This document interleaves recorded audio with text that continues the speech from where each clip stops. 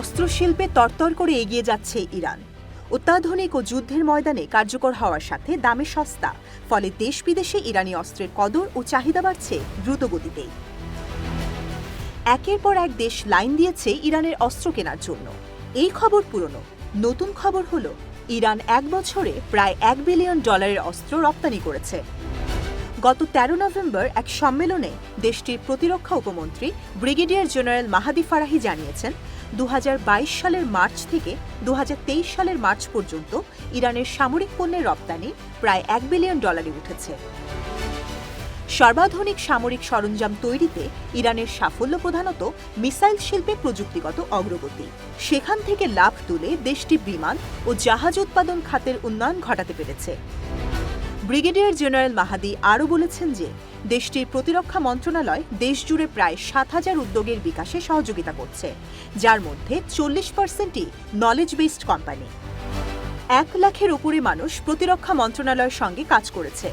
গত জুন মাসে দেশটির প্রতিরক্ষা মন্ত্রী brigadier general Mohammad Reza Ashtiani বলেছিলেন যে তার মন্ত্রণালয় ডেভেলপ করা উন্নত সামরিক পণ্যের রপ্তানি আগের বছরে 3 গুণ বেড়েছে।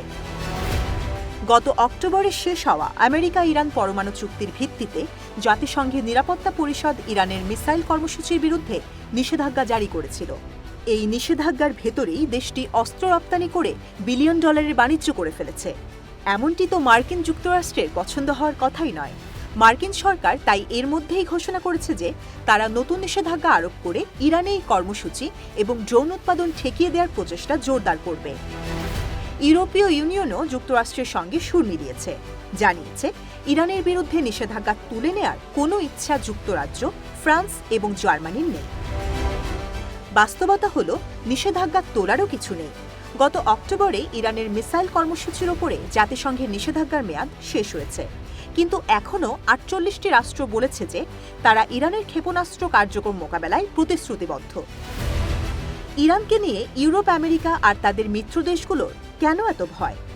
দেশটির প্রতিরক্ষা মন্ত্রণালয় এখন নতুন এবং প্রচণ্ড শক্তিশালী সব প্রযুক্তি নিয়ে কাজ করছে, যা দেশটির ভবিষ্যৎ গড়ে তুলবে বলে মনে করেন দেশটির নীতি নির্ধারকরা। এমন অগ্রগতি ইরানকে প্রযুক্তি যুদ্ধের পাশাপাশি মডার্ন এবং হাইব্রিড ওয়ারফেয়ারের সবার উপরে তুলে রাখবে বলে দেশটির আশা।